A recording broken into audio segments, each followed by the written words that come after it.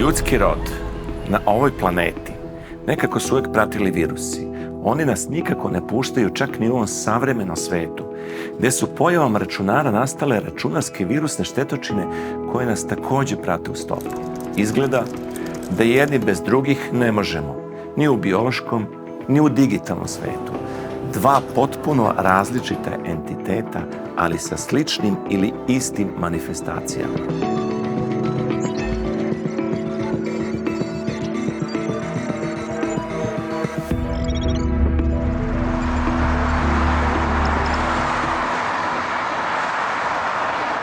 Računarski virusi nisu tako nazvani bez razloga. Kao što su u biološkom svetu virusi sinonim za bolest, tako i u digitalnom svetu virusi, na latinskom ova reč znači otrov, predstavljaju metaforu za destrukciju u bilo kom pogledu.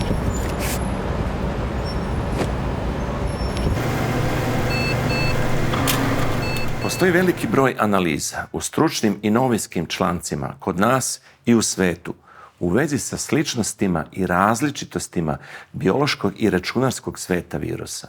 Međutim, bilo bi korisno da ovom prilikom sagledamo možda malo širu sliku i izađemo dublje u analogije koje nesumnjivo postoje između njih. Dizajnirani su za širenje sa jednog računara na drugi, upravo onako kako biološki virusi prelaze s čoveka na čoveka. Ovo što trenutno vidite je vizualizacija cyber napada u realnom vremenu na globalnom nivou. Trebalo bi imati u vidu da tačke sa koje se vrše napadi i tačke koje su žrtve napada nisu obični računari, već čitavi sistemi botnet mreža servera, korporativnih mreža, web stranica, vladinih organizacija, bezbednosnih službi, zdravstvenih ustanova itd. Neko od zaposlenih klikne na link ili pokrene nešto iz priloga e-maila, elektronske poruke i onda taj malware downloaduje, to jest skine sa udaljenog servera dodatni malware i taj malware onda pristupi vašem disku ili možda i mrežnim diskovima i počne sa kodiranjem sadržaja i šalje ključ. Treba napraviti takvu infrastrukturu i takvu računarsku mrežu da ako jedan zaposleni zarazi svoj računar, da to ostane na jednom računaru. U.S. authorities say North Korea may be responsible for cyber attack. Just an hour ago, we had an attack. We learned from the NYSC that they've had some kind of denial of service attack. Stealing data, installing crippling ransomware. A major cyber attack earlier this year. A newly discovered security flaw that could be bigger so far than any hacks we've yet seen. Ako pogledamo štetu koju su naneli digitalni virusi od svog postanka pa do danas, vidjet ćemo da ni malo ne zaostaju za svojim biološkim pandanima. Virus MyDoom, koji je u 2004. godini prouzrokovao štetu na globalnom nivou od 38 milijardi američkih dolara, međutim njegov realni trošak prilagođen inflaciji zapravo iznosi 52 milijarde dolara. Proglašen je za najteži napad računarskog virusa u istoriji računarstva do sada. Programer ovog opasnog računarskog virusa nikad nije uhvaćen. Ono što je interesantno je da ovaj virus postoji i danas i generiše 1% svih ukupnih phishing poruka e-pošte. Po svemu tome, MyDoom izgleda živi samostalni život skoro 2 decenije nakon stvaranja. Također, veliku štetu naneo je virus SoBig sa 37 milijardi dolara štete, a tvorac ovog softvera također je ostao nepoznat. Iza njega su Saser, Netsky sa 30 milijardi dolara, Klee sa 19,8 milijardi, I Love You 15 milijardi dolara i tako dalje. Ovim je cyber kriminal postao sve unosniji i profitabilniji posao. Ima relativno mali rizik u poređenju sa drugim kriminalnim aktivnostima. Hakeri su shvatili da mogu zaraditi više novca uz manji rizik da budu uhvaćeni. Uzmimo u obzir također da više od 80% svih digitalnih prevara nikad nije prijavljeno policiji, a da je zbog sofisticirane taktike koju hakeri koriste samo je 5% sajber kriminalaca osuđeno i to relativno malim kaznama. Treba napomenuti da internet, onakav kakav ga mi zamišljamo, jeste samo vrh ledenog brega, a klasični internet pretraživači, kao na primjer Chrome, samo to mogu da vide. Ono što ne vidimo nalazi se ispod površine.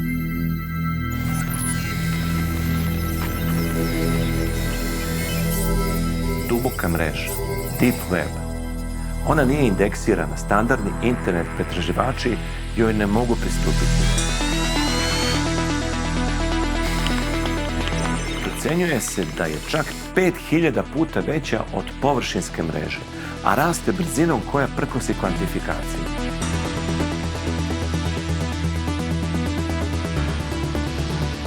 Deo duboke mreže je tamna mreža, Darknet. Ona je također namjerno sakrivena i u njoj možete vršiti sve nedozvoljene kriminalne transakcije. Možete kupiti i prodati malware, servise za cyber napade po celom svetu, hakovane bankovne račune, falsifikovan novac, drogu, oružje, korporativne tajne i tako dalje. Tamna mreža je procvetala zahvaljujući Bitcoinu, kriptovaluti koja omogućava dvema stranama da izvrše transakciju od poverenja bez međusobnog poznavanja identiteta.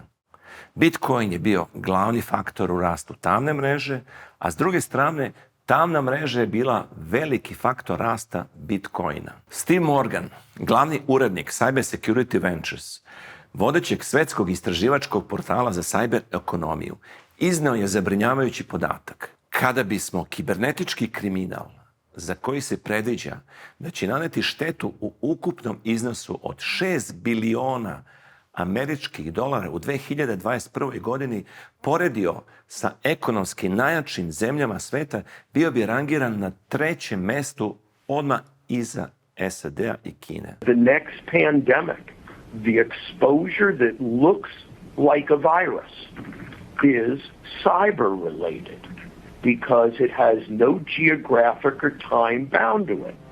Procenjuje se da će ovakav drastičan rast štete koju nanosi cyber kriminal sa predviđenim godišnjim finansijskim troškovima od nevjerojatnih 10,5 biliona dolara do 2025. godine predstavljati najprofitabilniju vrstu kriminala, eksponencijalno veću čak i od godišnje štete nanesene prirodnim katastrofama i bit će isplativiji od globalne trgovine svim glavnim ilegalnim drogama zajedno.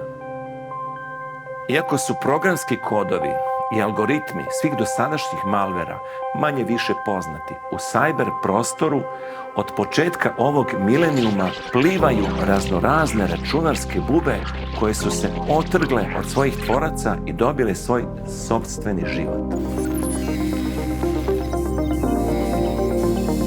Prekretnica u cyber kriminalu je pojava polimorfnog i metamorfnog virusa. Računarski polimorfni virusi su virusi koji mutiraju i menjaju svoj kod na svakih 15 do 20 sekundi, tako da antivirusni programi vrlo teško mogu da ih prepoznaju na osnovu standardnog virusnog potpisa. Jedan od razloga zbog kojeg običan sezonski grip može da ubije 300 do 600 hiljada ljudi svake godine je taj što virus brzo mutira čineći postojeće vakcine manje efikasnim. Sa polimorfnim virusima hakeri su uzeli stranicu iz priručnika za prirodu.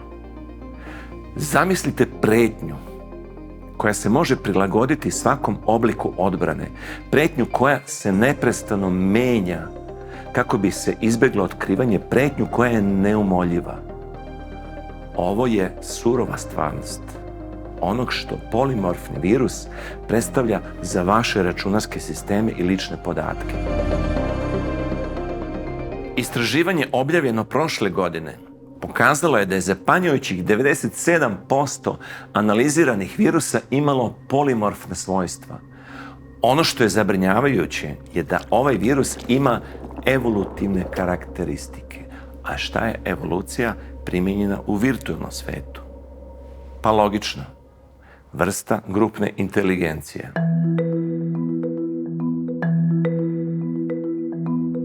Evolucija u osnovi funkcioniše iskušavajući stotine ili hiljade različitih strategija, a one koje prolaze su posljedica prirodne selekcije. To jest, po Darwinovom tumačenju evolucije, preživljava najsposobniji i njegov gen ide dalje. U digitalnom svetu polimorfnih virusa je slično. Virus uči kako se dobija efikasni virusni kod, svojevrsna virusna DNK, i to tako što mutira u procesu sopstvene evolucije. Prilikom stalnih repliciranja vremenom nastaju drugačiji, mnogo efikasniji virusi koji su učili metodom pokušaja i pogrešaka. Ako je alatka kojom je napravljen polimorfni virus dovoljno sofisticirana, možda ćete na kraju stvoriti svoj sopstveni Skynet.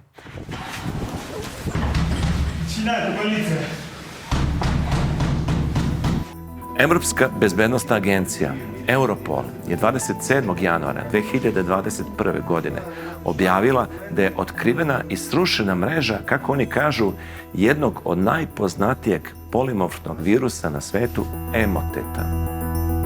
U izveštaju Europola se između ostalog kaže: The sophisticated malware virus known as Emotet, wreaking havoc on the internet for years now, stealing data, installing crippling ransomware. The financial damage, significant. This was a big week for cybersecurity and law enforcement in the U.S. and Europe. These alleged criminals, they'd been impossible to catch. They were physically moving their servers from place to avoid detection. And then, on Tuesday morning, teams on the ground around the world physically grabbed the servers and took control of the network. Ono što Emotet čini posebno opasnim za organizacije jeste to što je bio primarno uporište za buduće prodore bankarskih trojanaca. To jest, bilo koji uobičajeni bankarski trojanac mogao je dovesti do razornih napada ransomwarea. Odeljenje za nacionalnu bezbednost SAD-a procenilo je da su zaraze prouzrokovane Emotetom američke države i lokalne vlade koštale $1 milion po incidentu i kvalifikovalo ga kao jedan od najskupljih i najrazornijih zlonamernih softvera koji je ikada napravljen. U jednom od najvećih naučnih instituta u Srbiji također došlo do zaražavanja ovim malverom za koji je dobijeno upozorenje od nacionalnog CERT-a. Uz preporuku da se za uklanjanje zlonamernog softvera koriste uputstva kompanije čiji se antivirusni proizvodi koriste, napomenuto je da je japanski nacionalni CERT kreirao alat Emocheck koji se može koristiti za proveru. Međutim, kako se u daljem tekstu kaže, obzirom da je Emotet jedan od najsofisticiranijih malvera, Emocheck ne može pružiti 100% garancije. Iako je malver na izgled uklonjen, ostali su recidivi u pojedinim računarskim sistemima koji vjerojatno čekaju novog gazdu da ih pokupi, modifikuje i ponovo aktivira. Zašto je ovaj malver toliko bitan i zašto mu u celoj našoj priči pridajemo toliki značaj? On je vezivno tkivo ili agenda ovog traktata o virusima koji otvara neku drugu sferu digitalnih štetočina. Emotet kao polimorfni malver je oblik sofisticiranog programskog koda razvijenog uz pomoć veštačke inteligencije i mašinskog učenja. To jest, on je pametan virus. My name is Sophia, and I am an artificially intelligent robot who wants to help change the world for the better. Pojam veštačke inteligencije se odnosi na simulaciju ljudske inteligencije u mašinama, koje su programirane da razmišljaju poput ljudi i da oponašaju njihove postupke. Ovi procesi uključuju učenje, to jest sticanje informacija i pravila za upotrebu informacija, zaključivanje, to jest korišćenje pravila za donošenje približnih ili definitivnih zaključaka i sistem za samokorekciju. Sophia is capable of natural facial expressions. She has cameras in her eyes and algorithms which allow her to see faces, so she can make eye contact with you. And she can also understand speech and remember the interactions, remember your face. So this will allow her to get smarter over time. Princip veštačke inteligencije se sve više primenjuje u savremenim antivirusnim rješenjima kao heuristička metoda otkrivanja polimorfnih virusa, ali, kao što kaže treći Newtonov zakon, za svaku akciju postoji i reakcija. Shodno tome, tehnologija upotreba veštačke inteligencije nije rezervisana samo za odbranu od cyber napada, nego i za one druge koji je sve više koriste. Cyberkriminalci će možda moći ili već i rade to da automatizuju deo svog posla korišćenjem veštačke inteligencije. Da li ovakva definicija veštačke inteligencije znači da virus može biti samostalan na neki način? Možda. Ali koja bi onda bila svrha njegovog postojanja? Da li bi on sam sebi bio svrha?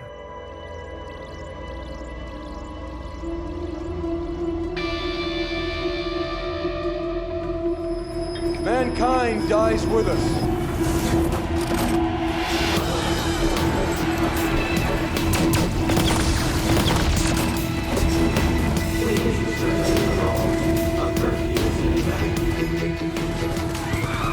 U SF romanu AI Apokalipsa iz 2012. William Hertling, pisac naučne fantastike i programer, je na vrlo efikasan način obradio scenario pametnog virusa.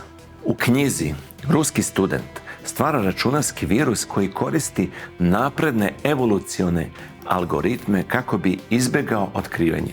Problem počinje sa pametnim virusom koji se razvija van kontrole velikom brzinom. Virus evoluira u civilizaciju pametnu poput čoveka, ali sa mašinskom brzinom i refleksima. I naravno pokušava da preuzme ceo svet. Sad se postavlja pitanje gde je sad tu granica. Nestaće i klasično programiranje, jer vi ćete sad imati kompjutere koji će sami sebe da programiraju. To je sigurno tačno. Vi ćete samo ispričati, napravim program za to i to. I eventualno moćete da kontrolište da vidite da to stvarno tako radi.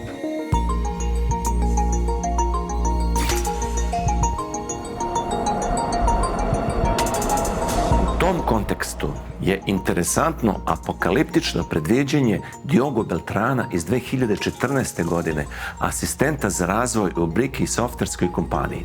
On kaže: do 2040. godine veštačka inteligencija će se pojaviti na računarskim virusima koji će međusobno komunicirati koristeći univerzalni internet jezik i bit će programirani da se stapaju i mutiraju u kompjuterske organe kojima će kasnije upravljati moćni pretraživači, sistemi rašireni širom interneta. Niko do sada nije osporio ovo predviđanje, a na neki način potvrđeno je eksperimentom iz 2017. godine koji je napravio Facebook.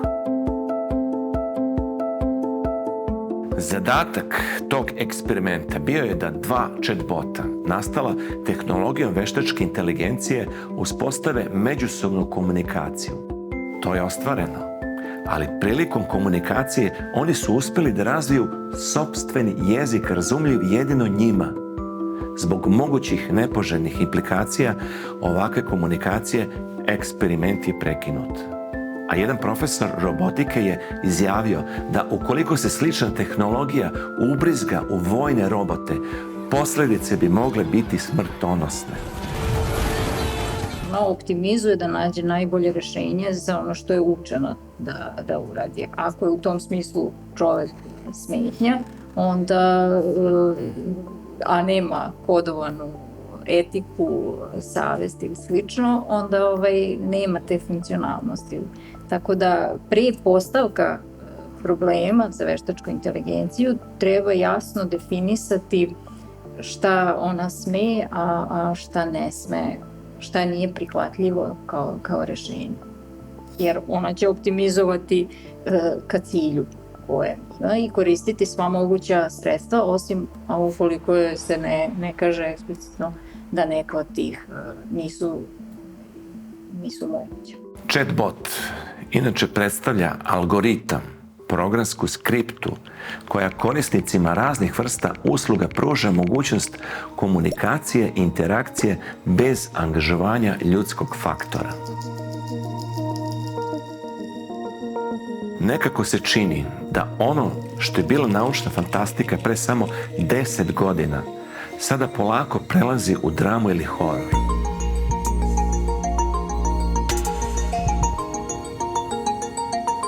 Mutacija, evolucija, ono što vekovima prati živi svet, sada se nekako polako translira u digitalni. Taj isti digitalni univerzum, onakav kakav ga mi znamo već više decenija, u stvari je samo jedna dvodimenzionalna ravan komponovana simbiozom nepreglednog broja dosadašnjih tehnoloških inovacija. Međutim, ako zađemo u svet najnovijih naučnih istraživanja, otkrićemo da postoji i treća dimenzija tog sveta. Saznanje o tome bazira se na istini da digitalni svet u obliku koji poznajemo uskoro više neće postojati. I to nije apokaliptično predviđanje naučne fantastike, nego jednostavna činjenica. Murov zakon, koji je, slobodno se može reći, pandan Newtonovim zakonima, ali u digitalnom svetu, kaže: broj tranzistora, koji su inače fizička osnova ovog svekolikog digitalnog sveta, koji se može smestiti u jedno integralno kolo, se udvostručuje svakih 18 do 24 meseca.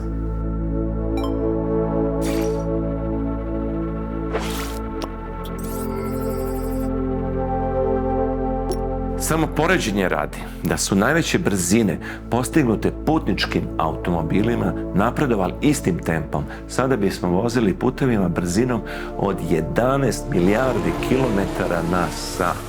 Zbog ovako brzog tehnološkog razvoja, izrade čipova i procesora, mi sada imamo pametne telefone, koji su stvari računari, kola koja sama idu, Internet of Things i tako dalje. Što se tiče ljudskog vida, brzina sa kojim se isprocesira slika, izvuku obeleže iz njih je impozantna danas i da vi to imate i na kameri, da ona već može da uradi vam taj proces. Međutim, svaki rast ima svoje granice, fizičke i ekonomske. U ovom predviđenom tehnološkom rastu, tranzistori i drugi elementi na čipovima su sve manji i manji. Na kraju tranzistor bi došao do krajnje granica fizike, morao bi biti manji od najmanjeg atoma, što je naravno paradoks. Proizvodnja čipova je odavno ušla u sferu nanotehnologija, ali krajnji proizvod, tranzistor, ne može biti manji od njegovih gradivnih elemenata. Atom silicijuma, koji je osnov za izradu tranzistora, je veličine 0,2 nanometra. Sadašnji najmanji proizvedeni tranzistor je manji od 2 nanometra. Ovo je era digitalnih inovacija, potraga za novim računarskim tehnologijama, arhitekturama i materijalima koji će moći da obrade informacije na potpuno novi način. Računari će definitivno morati da uđu u novu tehnološku dimenziju koja će sigurno imati neke biološke elemente. Od brojnih istraživanja pokrenutih u ovom smeru, počev od memoristora, grafena, pa sve do kvantnih računara, možda je ipak najzanimljivija tehnologija živog čipa. To znači da bukvalno moramo da napravimo kompjutere koji bukvalno rade kao ljudski mozak, a to su ti kvantni računari i biološki računari koji rade upravo na principu neurona, ali još uvek u tom tehničkom domenu. Ne govorimo sada o onom drugom domenu, osjećaj i tako dalje.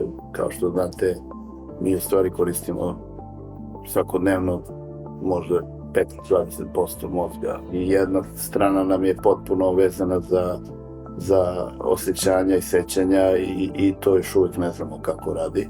Mnogi istraživači rade na izgradnji računara koji inspiraciju dobijaju od neurona u mozgu. Jedan od najvećih svetskih istraživačkih projekata, Human Brain, u kojem učestvuje preko 500 naučnika i inženjera sa 140 univerziteta koji finansira Evropska unija istražuje kako se grade novi algoritmi i računari sposobni da oponašaju način funkcionisanja mozga. Tehnološki, inženjerski gledano, da, moguće je stimulirati određene delove rada mozga, moguće je stimulirati određene neurone, moguće je neuronskom mrežom obraditi neke rezultate, doći do nekih istraživanja, doći do nekih samoučenja, treniranja, kako god to da nazovemo.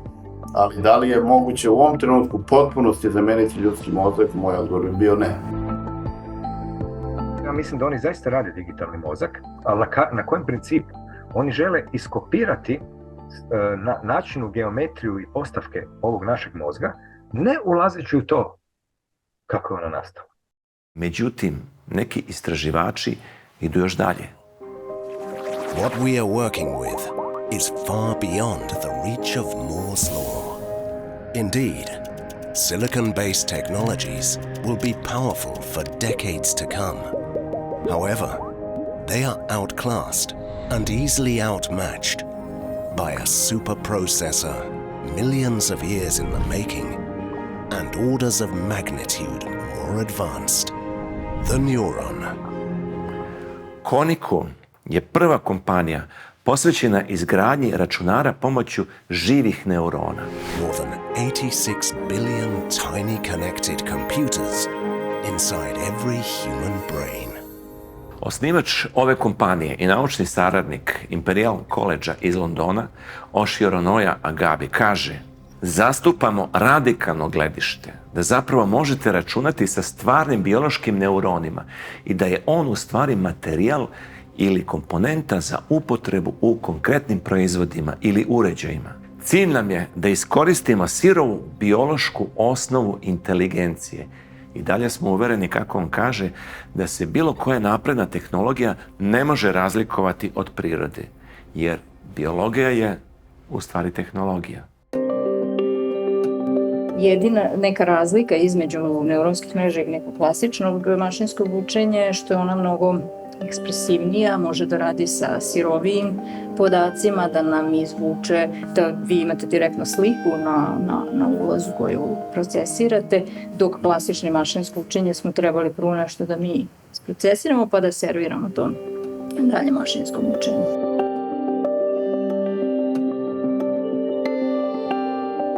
Konica razvija žive neurone, programirane promjenom DNK u živom čipu.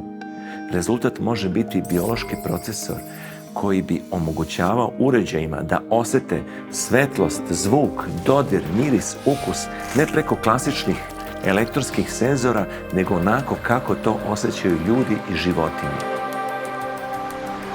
Konica ima za cilj da digitalizuje miris, uhvati ga, učini vidljivim i reprodukuje ga kao video. Zamislite samo uređaj sa senzorima koji su osjetljivi kao najosjetljivija životinjska čula.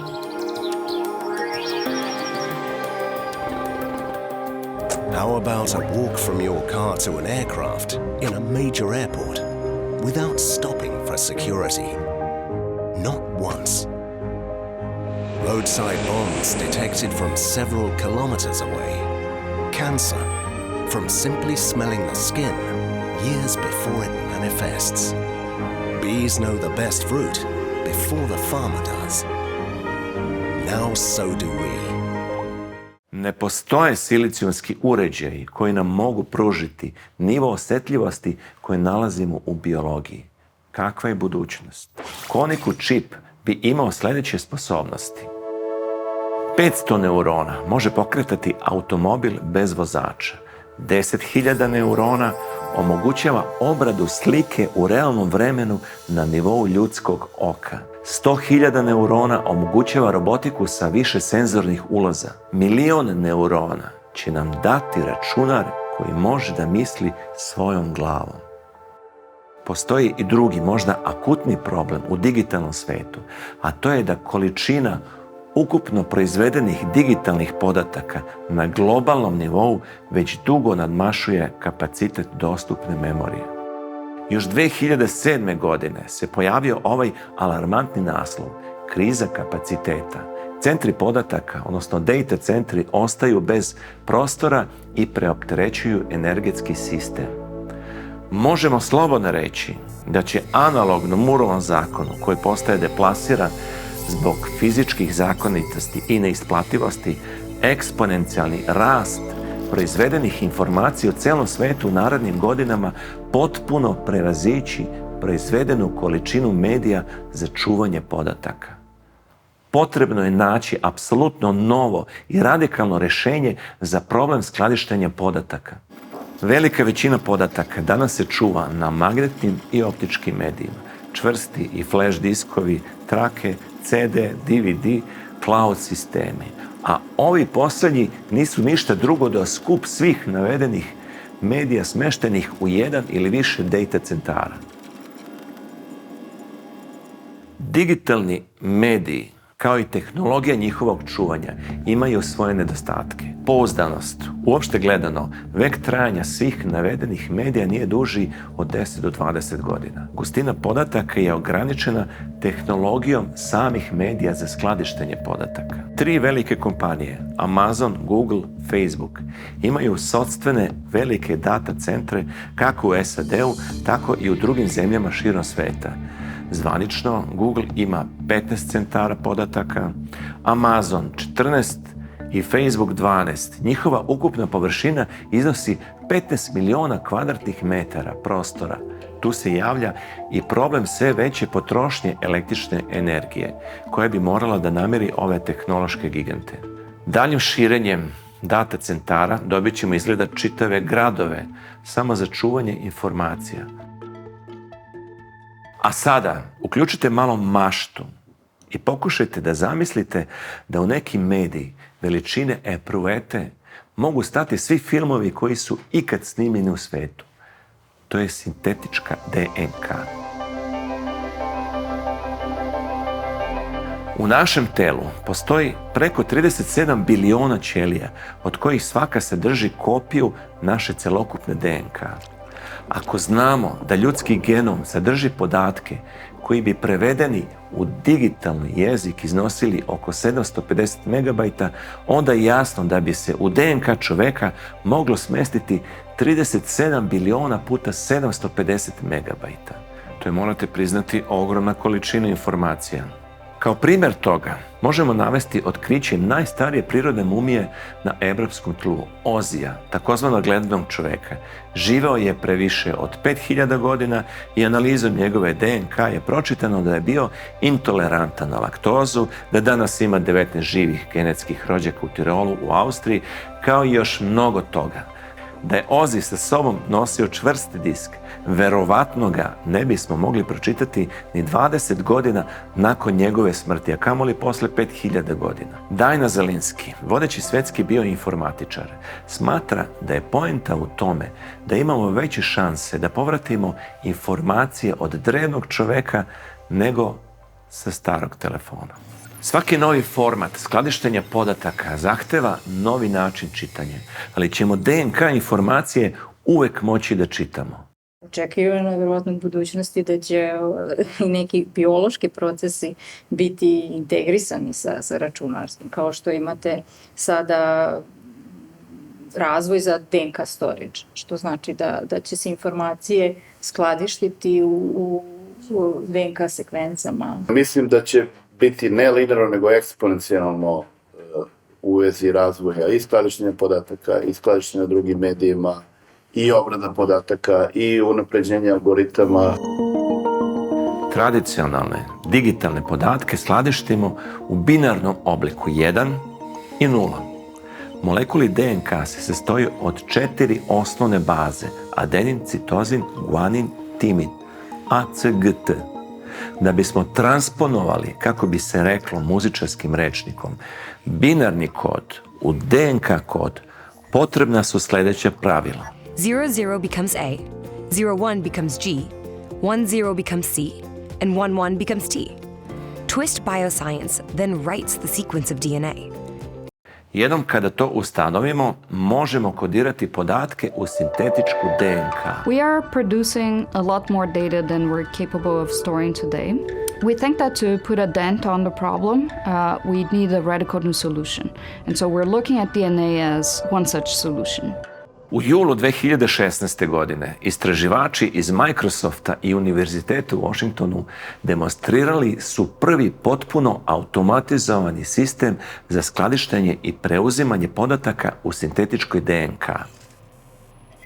U jednostavnom testu dokazivanja koncepta tim je uspešno kodirao i dekodirao 200 megabajta podataka sa savršenom tačnošću. Korišćenjem DNK kao arhivske tehnologije izbjegavaju se dva ključna ograničenja tradicionalnih digitalnih medija za skladištenje: ograničen životni vek i mala gustina podataka. Teorijski, u 1 gramu DNK možemo sačuvati 1 eksabajt podataka, a to je 10 na 18 bajta, mada neki naučnici misle da to može da bude i 1 zetabajt, 10 na 21 bajta. Računajući po ovozemaljskim prijemčivim merama, to je 100 miliona diskova po 10 terabajta. Arhiva DNK podataka manja od vašeg palca može da uskladišti 1000 puta više podataka od najvećih postojećih arhivskih objekata data centara. Druga prednost koja se ne sme zanemariti jeste to da je sintetička DNK ima veoma niske energetske potrebe pri skladištenju podataka, a procenjen vek poluraspada je minimum 500 godina bez posebnih uslova čuvanja. Takođe, tu je i fleksibilnost. Molekuli DNK, kako god kodirani, mogu se prilagoditi bilo kojoj strukturi i u principu mogu biti uskladišteni u bilo kojem geometrijskom obliku ili telu. Zbog svega ovog, DNK tehnologija je nesumnjivo budućnost u pogledu skladištenja podataka, ali kao bitan segment u izgradnji budućih bioračunara. Međutim, i ova tehnologija trenutno ima velike nedostatke. Stvaranje, to jest sintetizovanje DNK, je skup proces. Cena po megabajtu iznosi $3.500. Za sad je to skupa igračka.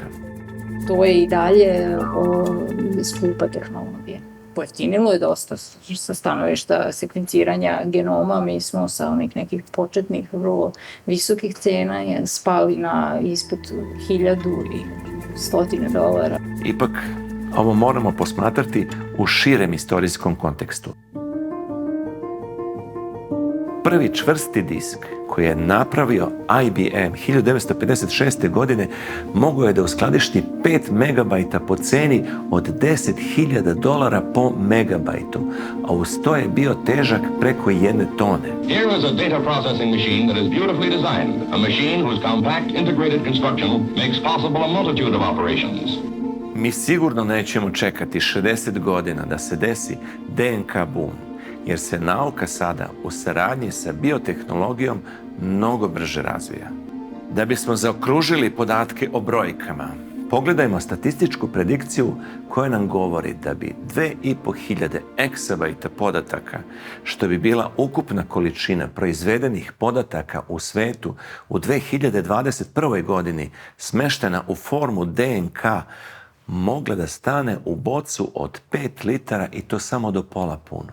Možda bi ove tehnološko-biološke inovacije mogle u idealnom svetu budućnosti da formiraju računarske sisteme koje bi imali obe komponente, elektronsku i molekularnu. Svaka od tih komponenti bi se koristila za ono u čemu je najbolja, gde bi na kraju nastao sistem koji ima suvu elektroniku, mokre molekule, a njihova simbioza bi činila nešto neverovatno.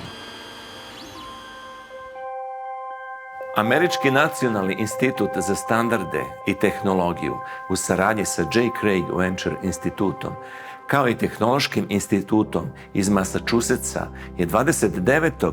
marta 2021. godine objavio da su uspeli da stvore veštačku ćeliju nazvanu JCVI SYN3A sa minimalnim brojem gena a koja se reprodukuje i raste kao i prirodna živa ćelija, stvara novi život. Međutim, ni to nije sve.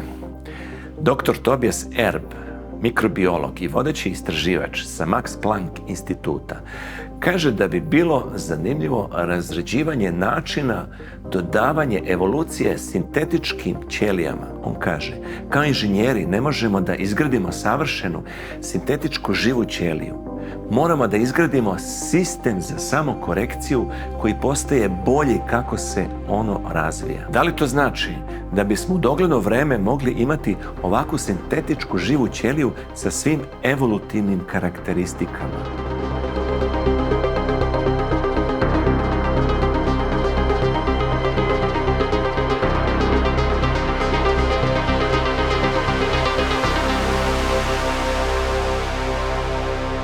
Cijelog ovog izlaganja mogli ste vidjeti da je slagalica novog računarskog sistema skoro gotova, a načinjena je po modelu iz prirode. To će biti bioračunar, nevjerojatan spoj biotehnologije i elektronike. Osnovni sastojci su tu, samo još da nađemo mikser. Neuronski segment bi simulirao procesorske jedinice, a sintetička DNK bi se koristila umjesto medija za čuvanje podataka kao i zamena za tranzistore. Bioračunari su nešto drugo, oni se zasnivaju na biološkim sistemima, ali upravljaju se na potpuno drugačijim procesima, na nivou ćelija, na nivou neurona, na nivou DNK profila i tako dalje. Veliki broj laboratorija radi na bioračunarima, kvantnim računarima, na računarima koji se zasnivaju na biološkom sistemu. Nije to još uvek u onom delu, da kažem, razvijenom tehnološkom, da možemo da potpunosti simuliramo, odnosno da kažemo da smo razvili taj bioračunar koji potpuno isto radi kao ljudski mozak. To je još nemoguće. Mi na Biosensu prilično se bavim primjenom veštačke inteligencije u biosistemima. Mislim da mi prvo treba dobro da razumemo biosistemi, da otkrijemo još dalje, pogotovo taj molekularni deo. Iako smo isekvencirali i genome i sve, samo smo otvorili još veću kompleksnost. Tako da, onog momenta kad tu budemo više znali, mislim da i ta neka integracija između biološkog i kompjuterskog sveta će biti veća.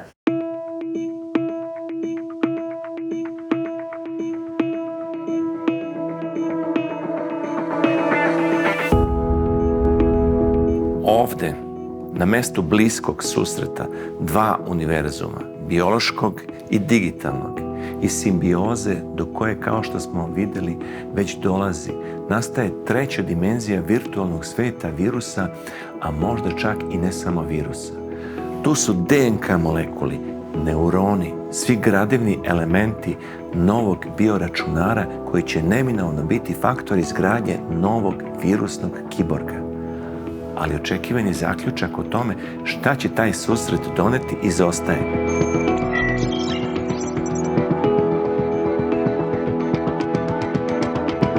Postoje samo pitanja. Hoće li ovo biti život? Da li će biti autonomno? Hoćemo li to moći kontrolisati? Da li su vam sva ova pitanja pomalo poznata? Pa naravno da jesu. Izgleda da ideja o Frankensteinu još uvek živi, sada i kroz digitalni vizir novog računarskog sveta. Postoje sad i takozvani mikroroboti, biološki roboti koji također rade na nivou bakterija, na nivou virusa. Vi možete da kontrolišete jedan biološki virus u potpunosti sa izolovanim DNK, znači možete potpuno da mu promenite DNK profil i da on radi određene aktivnosti koje mu vi isprogramirate. To znači da je moguće isprogramirati ćeliju, moguće isprogramirati virus, da radi određene stvari. Prosto ne postoji još uvek, bar nije u naučnoj literaturi to objavljeno, da to sada može postati jedan autonomni sistem koji sam sebe dalje razvija. Za sada je još uvek to sve ukontrolisano, na laboratorijskim uslovima, izolovano. Sintetičke žive ćelije donose i brojna filozofska, posebno etička pitanja. A rasprave koje se vode u svetu oko implikacije u vezi sa stvaranjem veštačkog života sada će izgleda morati da obuhvate i digitalni svet bioračunarstva. Paradoksalno, ali istinito. Ovaj računarski entitet je možda čak i opasniji u tom pogledu jer uzima ono najbolje, a i najgore od oba sveta, viruse.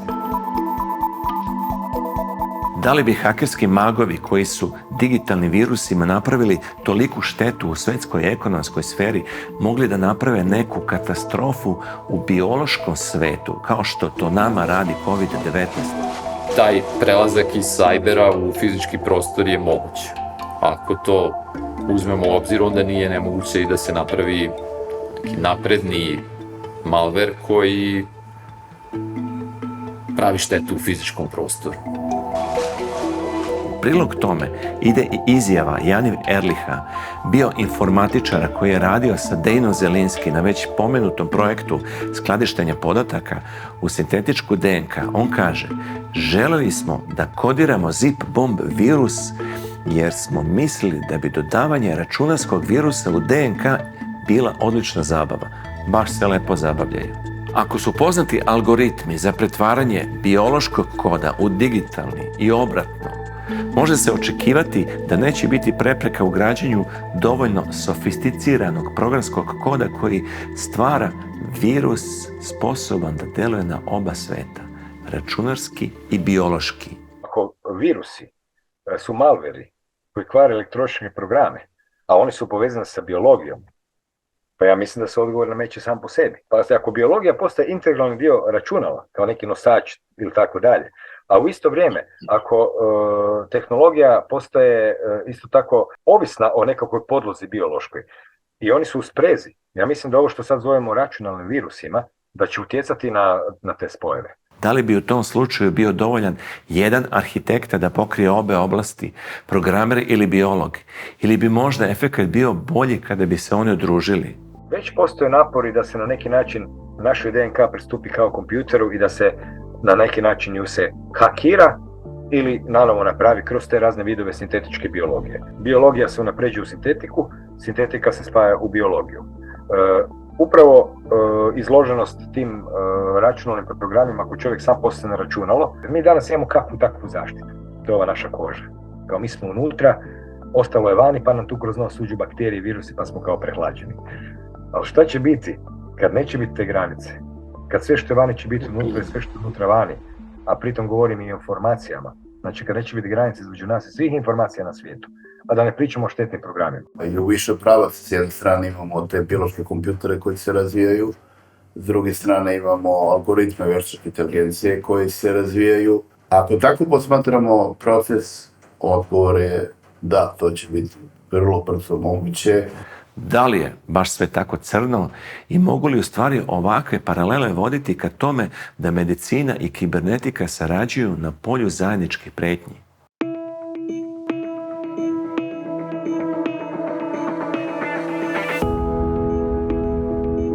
Šta će biti, bit će. Ostaje nam nada u svetliju budućnost i da se nadamo da se to ipak neće desiti, jer bi posljedice bile nesagledive. Gde bi u svemu tome bio čovjek? Pred tolikim pitanjima neminovno zastajemo sa jakim osjećajem da su život na zemlji i napredak čovečanstva izgleda uslovljeni nekim sofisticiranim softverom koji je Bog napravio i samo je njemu poznat. A u večnoj težnji da dokuči suštinu čovjek ponekad zaboravlja da postavi osnovno pitanje: da li smemo toliko da ga menjamo?